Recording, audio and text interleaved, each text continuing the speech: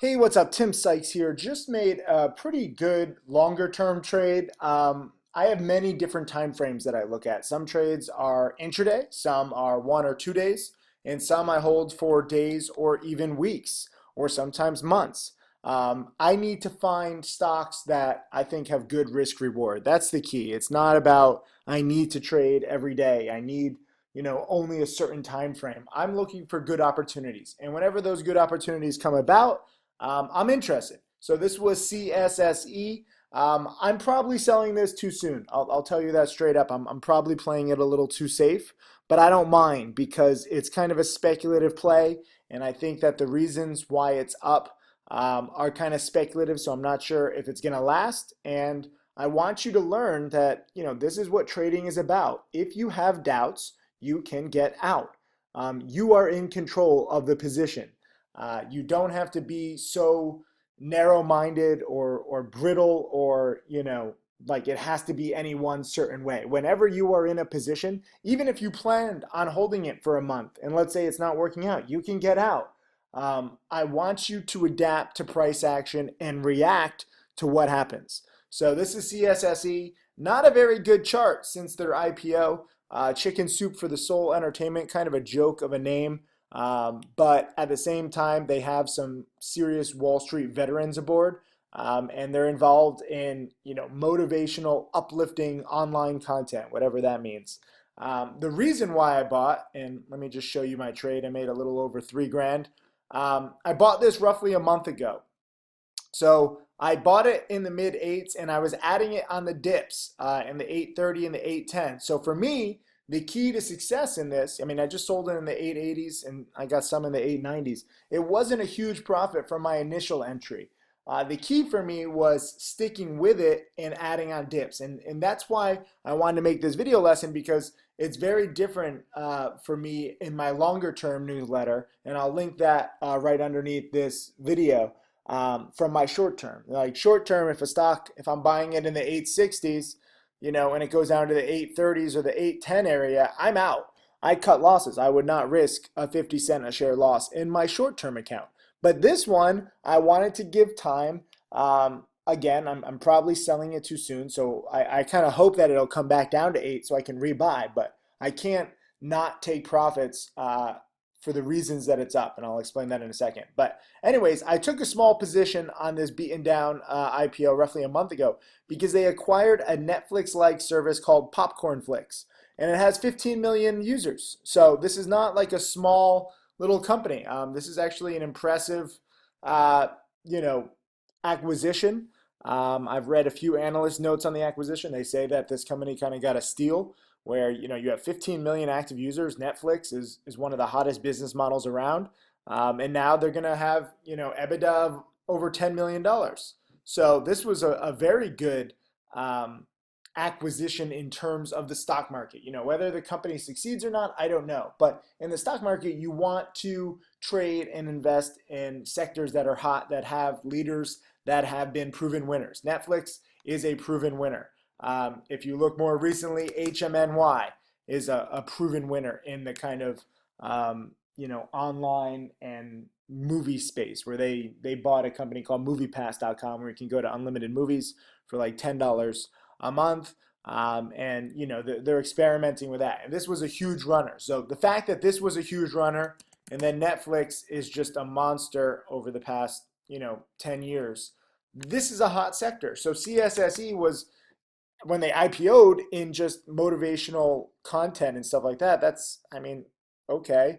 That's not really a business. But now the thing is spiking. I don't know why exactly it's spiking. The volume is only a little over 100,000 shares. So it's not as liquid as I like.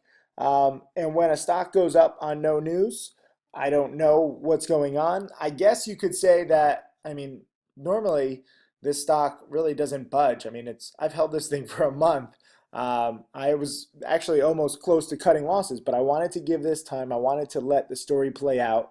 And sometimes this will happen. Sometimes a stock will spike for no reason. When I initially bought it, you can see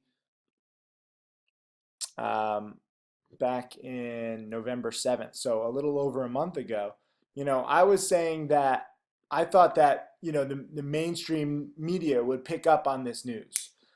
In a month, no one has picked up on this news. So kind of disappointing that the volume is so low. Kind of disappointing that no one is really recognizing this popcorn flicks or this Netflix kind of sympathy play. So maybe someone is noticing it. There's no official news today. All we know is that their management is talking at a conference later this week. So it could be anticipatory buying over what they say at this conference. Um, I just have learned that it's not spiking the way that I thought. It was not, it hasn't been uptrending. Like I've had a loss on it until today. So I don't want to look a gift horse in the mouth, when most likely management will say nothing at a conference. Trying to predict what management will say at a conference is not a high odds game. So when you look at it completely, you say, hey, this turned out to be a $3,000 plus profit, nearly 10% profit for me, mainly because I added on dips and because I was patient and I gave it time in kind of this hot sector. Um, Tomorrow this thing could be $10 or $20, and any one of these spikes could really just lift it. But that said, this was in my long-term newsletter. So just because I sold it in my long-term newsletter does not preclude me from buying it in my short term.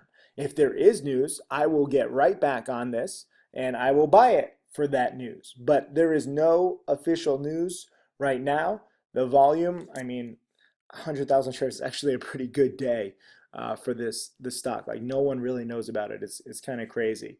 But I just have been holding this for a month, and frankly, I've been very, very disappointed in the management for not putting out any press releases, the mainstream media not picking up on it at all. So far, I could again just be being impatient, but a month is, I mean, that's an eternity for me. So this is probably one of my longest holds of the past few years. And I'm just glad to be able to get out with a profit in the spike. Because, before today's price action, I mean, you can see here, every day is just kind of gradually churning a little lower. If it had broke this kind of level, it was using as support at $8 a share, I probably would have gotten out. Because I got my average down to like the 830s, or even high 820s. But if it really broke this 8 level and even gotten down to 780, I would have cut losses. Just because it's downtrending. There's no news. The volume is weak. The mainstream media is not picking up on it. The overall stock market is surging as a whole.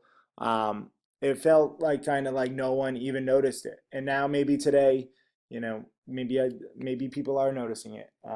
Maybe there is going to be some kind of news or press release or something, but I can always rebuy. That's the beautiful thing about buying as opposed to short selling. A few years ago, I was mainly a short seller. Um, if you took profits, you could not get back in because a lot of the stocks that I shorted were outright scams. Everybody wanted to short them, and there was just no easy way to reshort them. So you had to be very careful taking profits. With this one, as I've explained a few times now, I just want to repeat myself. There was no concrete news. The stock has been disappointing me for weeks. The volume is weak. I kind of look at a $3,000 profit as pretty good for this kind of a play when I didn't get the catalyst or the price action that I expected. And the best part is that I can get back in.